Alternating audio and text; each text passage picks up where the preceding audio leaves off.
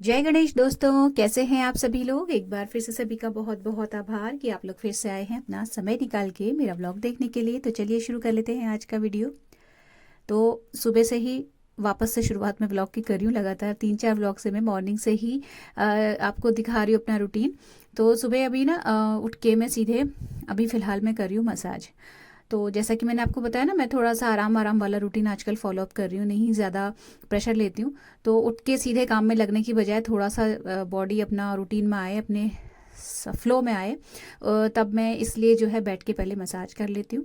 तो उठ के सीधे फिर जो मेरे हस्बैंड हैं वो गए अपने लिए चाय बनाने के लिए। और रात के जो बर्तन वर्तन होते हैं टोकरे में धुले हुए, वो उनको भी लगा देते हैं जगह पे जितनी देर में उनकी चाय बनती है, और वो अपना पानी वानी भरते हैं बॉटल में। तो फिलहाल मैं यहाँ पे अपनी कर रही हूँ मसाज। तो ये मेरा रूटीन जो है ना मसाज वाला, ये हो गए हैं मुझे इसे करते हुए 2-3 साल के राउंड हो गए हैं। मतलब बहुत रेयर ऐसा होता है कि मैं भूलती हूँ। सर्दियों में तो लगातार ही होता है। गर्मियों में मैं सुबह उठ के नहीं करती, सोते समय करती हूँ। मॉर्निंग में उठ के नहीं करती क्योंकि बहुत ज़्यादा चिपचिपा हो जाता है चेहरा, और फिर गर्मी में मन भी नहीं करता सुबह उठते ही तेल वेल लगाने का चेहरे पे। लेकिन रात को यह है कि एसी चल रहा होता है, तो जो कोकोनट ऑयल है उससे मुझे कोई खास परेशानी नहीं होती, मैं लगा लेती हूँ, मसाज भी कर लेती हूँ। लेकिन ये जो सुबह और रात दोनों वाला रूटीन है, ये सर्दियों में मैं करती ही करती हूँ। किसी दिन रह गया तो वो अलग बात है। और छोटे छोटे एफर्ट्स डालो ना तो स्किन पे उसका फ़र्क भी दिखता है।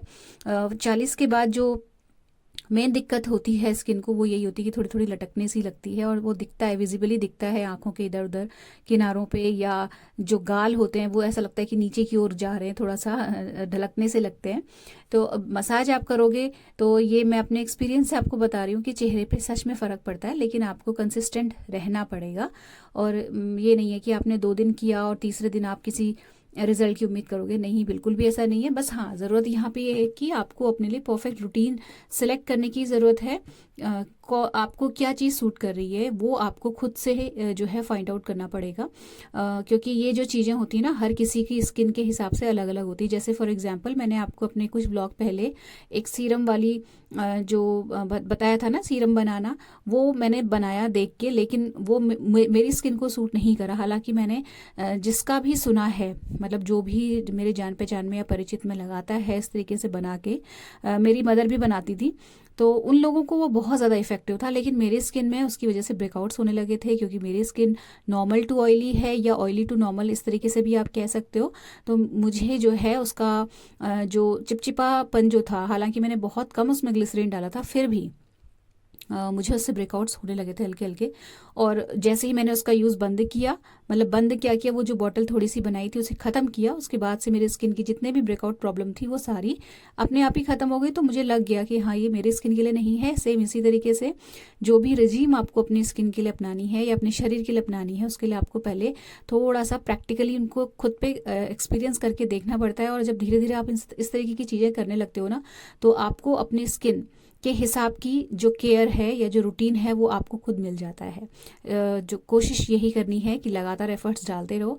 जैसे जो कोकोनट ऑयल है, ये मेरी स्किन के लिए बेस्ट है। इवन मैं, आप यही नहीं मानेंगे, कोकोनट ऑयल से मसाज करने के बाद मैं जब फेस वॉश करती हूँ तो इतनी, इस मौसम में भी मुझे किसी तरीके का मॉइस्चराइज़र लगाने की ज़रूरत नहीं पड़ती है।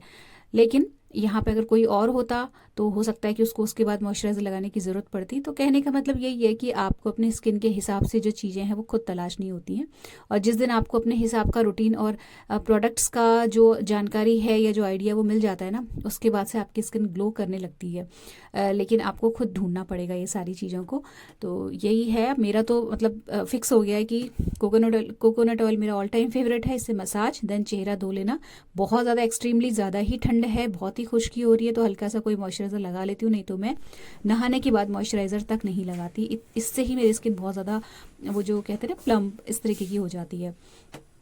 उठी हूँ तो उसके बाद सीधे फिर मैंने बेडशीट चेंज करी, सब कुछ धुलने में डाला, मतलब लॉन्ड्री नहीं लगाई, बस उठा के बेडशीट जो है उसको डाल दिया।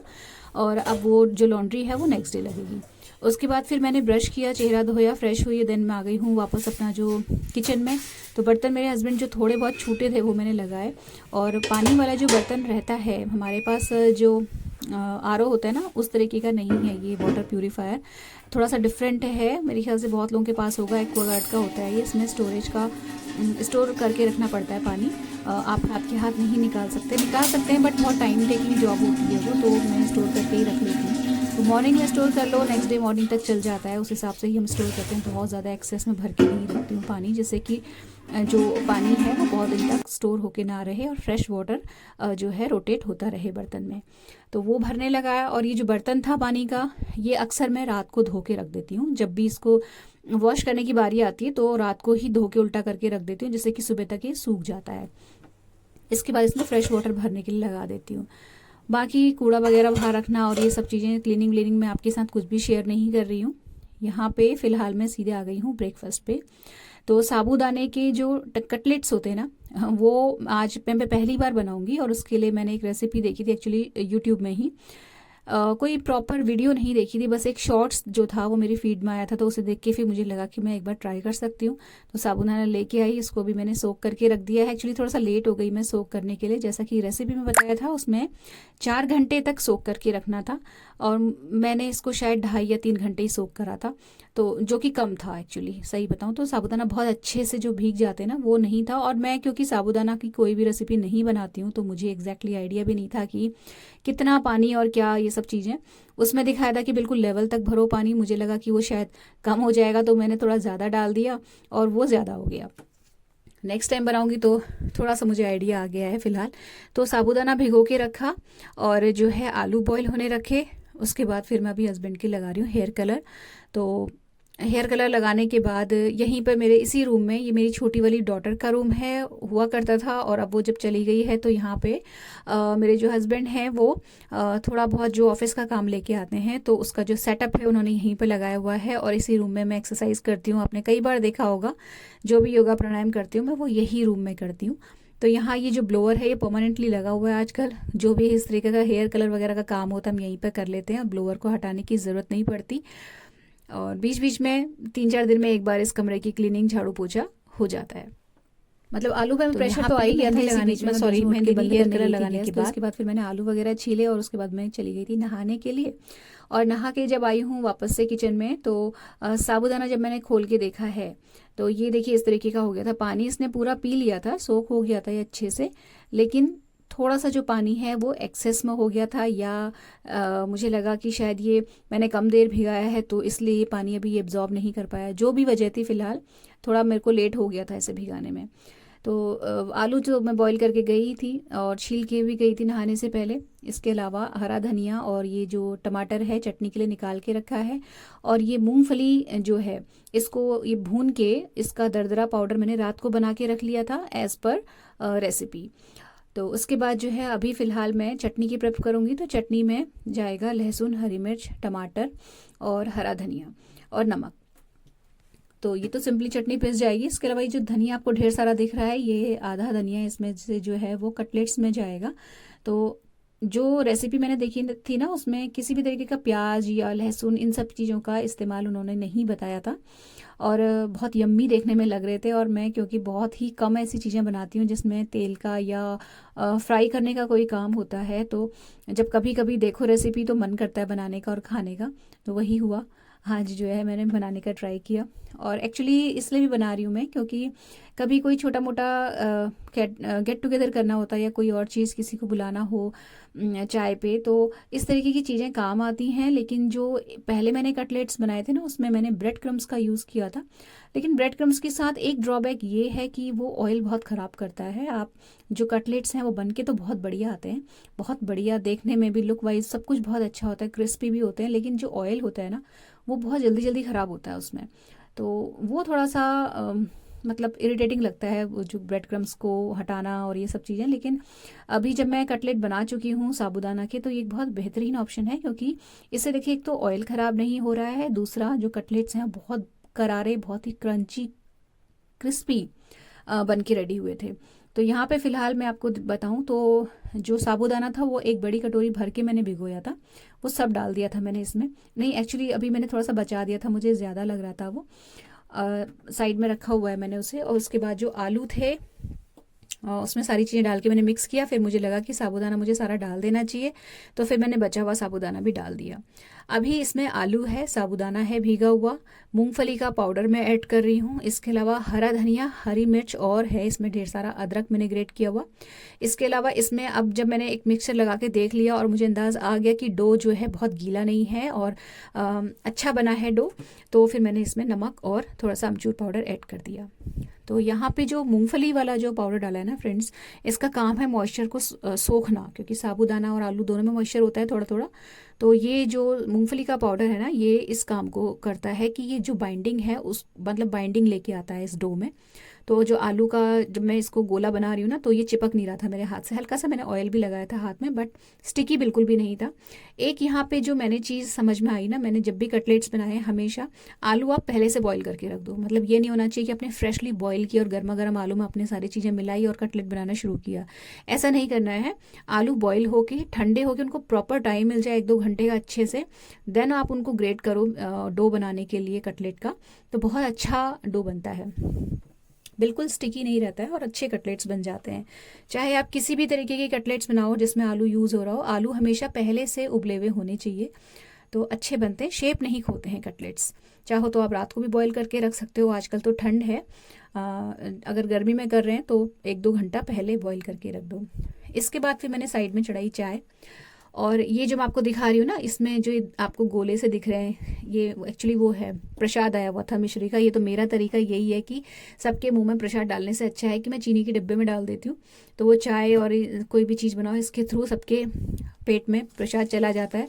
प्रसाद भी देखिए सब लोग खा लेते हैं और उसकी अवमानना भी नहीं होती है, और ये मेरे को बहुत सही तरीका लगता है। और खाली वो डाइनिंग टेबल में पड़ा रहता है, इधर से उधर रखो उधर से उधर रखो, उसका भी प्रसाद का भी अपमान होता है। तो जो इस तरीके की मिश्री या मीठी जो गोलियां आती हैं ना, इनको मैं चीनी के डिब्बे में डाल देती हूँ, चाय वगैरह में पक के प्रसाद स्वरूप सबके पेट में चली जाती है। कटलेट्स मैंने फिर इसके जो छोटे छोटे गोले बनाए उनको चपटा किया और फिर मैं इनको कर रही हूँ फ्राई। तो ये मस्टर्ड ऑयल नहीं है फ्रेंड्स, ये पतंजलि का राइस ब्रान ऑयल है, जिसको मैं फ्राई करने के लिए अक्सर यूज़ करती हूँ। अच्छा है ये ऑयल, और मतलब किसी तरीके की स्मेल वगैरह भी नहीं आती है। चाय मेरी पक गई और कटलेट्स जो हैं सिक रहे हैं, तो इनको ना अलग से आप, जैसे हम लोग कई बार क्या करते हैं कि पहले से फ्राई करके थोड़ा सा रख देते हैं, फिर कभी कोई गेस्ट आता है तो उस वक्त हाथ के हाथ इनको डबल फ्राई करो तो ये करारे होते हैं, वो भी कर सकते हैं। बट अभी हमें तो हाथ के हाथ खा ही लेना था, तो फिर मैंने इनको डबल फ्राई करने के लिए नहीं छोड़ा, सीधे ही फ्राई कर लिया अच्छे से प्रॉपर। और अभी मैं जब इनको खा चुकी हूँ ना फ्रेंड्स, तो आपको सही बताऊँ, साबूदाना बिल्कुल बहुत अच्छे से नहीं भीगे थे। इसके बाद भी कटलेट्स बहुत अच्छे थे, मतलब वो जो थोड़ा बहुत भी उनमें क्रंच रह गया था ना, उसका कटलेट्स पे कोई असर नहीं पड़ा। अच्छे कटलेट्स बने थे, बहुत बढ़िया बने थे, और अदरक हरी मिर्च का फ्लेवर बहुत अच्छा आ रहा था इसमें। और प्याज उन्होंने नहीं बताया था तो मैंने नहीं डाला था, तो कुछ पता नहीं चल रहा था प्याज की कोई कमी या लहसुन प्याज की किसी तरीके की कमी बिल्कुल भी नहीं पता चल रही थी। कैसे हो रहे हैं? बहुत बढ़िया। आज थर्सडे था और थर्सडे को हमारी शॉप बंद रहती है, तो कई बार ऐसा होता है कि हम लोग लंच जो है कम ही बनाते हैं, क्योंकि ब्रेकफास्ट करने में बहुत लेट हो जाता है, सुबह से आराम से काम करते हैं। तो यही जो कटलेट्स थे फिर मैंने मदर इन लॉ के लिए भी दोपहर में तल दिए थे। मदर इन लॉ क्या, सभी ने, मतलब जितने भी हमारे घर में ऊपर रहते हैं सभी को मैंने थोड़ा थोड़ा चखा दिए थे। और ये आज मेरी दवा जो है वो भी ख़त्म हो रही है, जो मेरा वाइटामिन का कोर्स चला था। इसके अलावा आज जो है मेरी मसाज वाली जो रूटीन थी वो भी मैंने बंद कर दी है, मसाज वाली को भी मना कर दिया कि अब मत आना। तो फ़िलहाल मैं कुछ फ्री सी हो गई थी आज। अब जो है शाम को हमें कथा में जाना था, तो मैंने सब्ज़ी कट कर दी हुई, पत्ता गोभी की, और आटा लगाने के बाद फिर मैं कथा सुनने के लिए चली गई थी। नॉर्मली क्या होता है कि मैं शॉप में जाती हूँ तो उसके बाद वहाँ से फिर घर आती हूँ, फिर तैयार होकर के फिर जाती हूँ। कई बार थकान के मारे फिर मन भी नहीं करता तो छूट भी जाती है, बट आज थोड़ा फ्री थे, लंच का भी काम नहीं था, तो आज मैं बिल्कुल समय से राइट टाइम पहुंच गई थी। और आज कथा का आखिरी दिन था। ड्रेस कोड जो है वो आज लाल साड़ी पहनी थी सबको, तो आपको सारी लेडीज़ लाल साड़ी और लहंगे में दिखाई दे रही होंगी, मैंने भी लाल रंग की साड़ी पहनी थी। तो बड़ा अच्छा लगता है जब कोई कथा सुनो, चाहे भागवत सुनो या कोई भी कथा सुनो, अगर शुरुआत से सुन रहे हो ना तो फिर डेली उसको सुनने का मन करता है। हालांकि मेरा बीच बीच में ब्रेक हो गया था, नहीं मैं रेगुलर हो पाई, बट जब भी मौका मिलता है मैं छोड़ती नहीं हूँ हमेशा, चाहे थोड़ी देर के लिए जाऊँ, जाती ज़रूर हूँ। और आज तो मेरे पास पूरा दिन खाली था, तो मैं बिल्कुल सही टाइम पे स्टार्ट होते ही कथा पहुँच गई थी। और जब आई हूँ तो क्योंकि आज लास्ट डे था तो समापन होते होते काफ़ी देर हो गई थी, 8 ही बज गया था मुझे घर पहुँचते पहुँचते।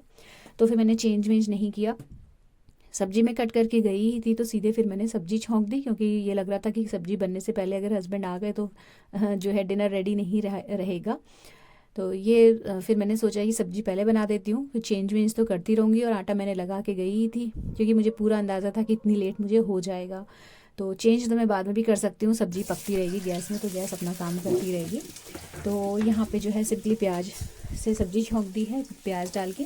पत्ता गोभी और आलू की, मटर नहीं थी आज मेरे पास, नहीं तो मुझे पत्ता गोभी की सब्ज़ी में मटर पर्सनली बहुत अच्छी लगती है। मटर मुझे हर सब्ज़ी में अच्छी लगती है, सही बताऊँ आपको तो उसके बाद ना ये मैंने टेबल में मेथी सुखाने के लिए रखी हुई थी धो के। तो कोई सब्सक्राइबर फ्रेंड थी, वो पूछ रही थी कि क्या आपकी सब्ज़ी टिक जाती है, ऐसे ख़राब नहीं होती? बिल्कुल ख़राब नहीं होती। आप सब्ज़ी को आराम से धोइए उसको अच्छे से, बस जिस टॉवल में आप सुखा रहे हैं ना वो टॉवल थोड़ा मोटा होना चाहिए, मतलब अच्छा मोटा टॉवल होना चाहिए। और आप जब सब्ज़ी सुखाएं तो दूर दूर फैलाएं उसे, काफ़ी दूर दूर, मतलब उसमें गैप हो पत्तों के बीच में, और फ़ैन ना चलाएं और उसे पड़े रहने दें, उसे बीच बीच में पलटाते रहें। तो ये मैंने कल रात को धोई थी और आज रात देखिए शाम तक भी ऐसी पड़ी है, बीच बीच में मैं इसे हिला देती हूँ, पलटा देती हूँ, बिल्कुल हरी बनी रहती है, ना सड़ती है ना ख़राब होती है। थोड़ी देर बाद ये सूख जाएगी प्रॉपर, फिर मैं इसे एक बैग में भर के फ्रिज में रख दूँगी। धुली हुई सब्जियाँ फ्रिज में रखी रहती है ना तो बहुत सहूलियत हो जाती है। हरी सब्जियाँ मैं ज़्यादातर धो के ही रखती हूँ फ्रिज में, धो के और साफ़ करके। तो फ्रेंड्स ये था आज का छोटा सा सिंपल सा व्लॉग। अगर अच्छा लगा हो तो प्लीज़ वीडियो को लाइक शेयर ज़रूर कीजिएगा, चैनल सब्सक्राइब करना मत भूलिएगा, बेल आइकन प्रेस कर लीजिएगा। मिलते हैं नेक्स्ट वीडियो में, till then take care, stay healthy, happy and positive. Thank you.